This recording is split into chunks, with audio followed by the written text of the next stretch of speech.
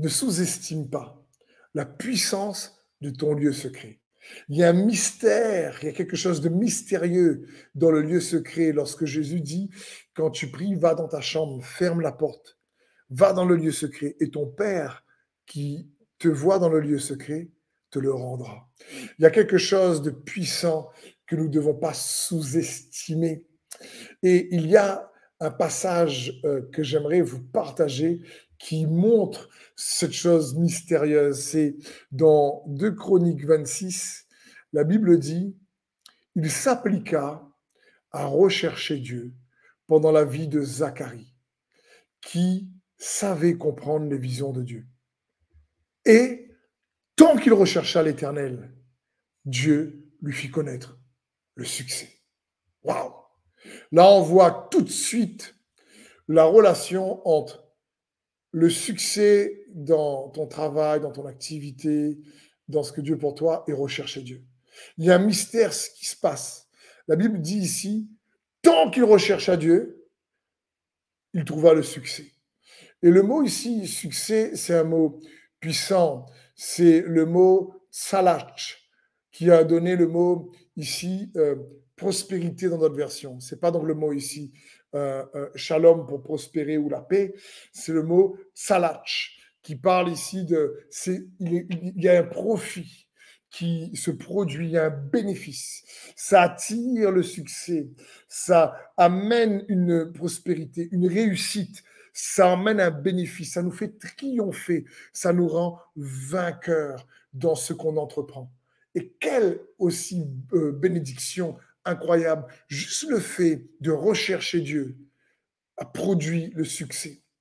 Donc, ne sous-estime pas, mon frère, ma sœur, ne sous-estime pas le mystère qu'il y a dans le lieu secret, la puissance de ton lieu secret, la puissance d'aller rechercher Dieu. Lorsqu'on recherche Dieu, ça produit également un bénéfice. C'est pour ça que lorsqu'on vient prier, lorsque on cherche Dieu comme tu le fais en étant derrière ton écran, c'est de croire. Jésus dit, quand vous priez, croyez.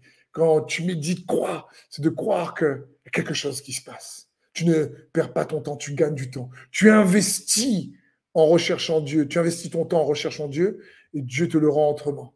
Et c'est ce qui se passe ici dans 2 Chroniques 26. C'est pour ça que la Bible nous encourage à rechercher Dieu comme le trésor des trésors. Le royaume des cieux est comme un trésor. Et celui qui a trouvé ce trésor dans un champ, il va vendre tout ce qu'il a et chercher. Et il va acheter le terrain où il y a ce trésor.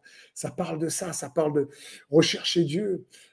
Plus que rechercher un trésor. Je ne sais pas, imagine que dans une région à côté de chez toi, il y a un éboulis qui arrive et il y a une mine d'or qui a été révélée et tout le monde peut venir se servir parce qu'il y a des tonnes et des tonnes d'or. Je suis persuadé que si tout le monde est autorisé de servir, oh là là, il y a des milliers de personnes, on va tous aller rechercher l'or pour s'en sortir. Et c'est pareil, quand on recherche Dieu, c'est de réaliser qu'il y a un trésor lorsqu'on recherche Dieu qui apporte des récompenses incroyables. Et ici, celle que je voulais mettre en évidence en 2 Chroniques 26, 5, c'est le succès dans ce que tu entreprends. Quel que soit ce que tu entreprends, rechercher Dieu est incroyablement puissant. Pour que lorsque tu vas avoir la victoire, tu ne mettras pas cela sur tes efforts, mais bien sur sa grâce parce que tu l'as recherché. C'est pour ça qu'il est important de rechercher Dieu comme un trésor. Alors, tu peux être sûr qu'il t'amènera dans les bénédictions qu'il désire te donner, parce qu'il va voir que tu l'as mis en priorité. Donc, ne sous-estime pas ton lieu secret avec le Seigneur. Amen.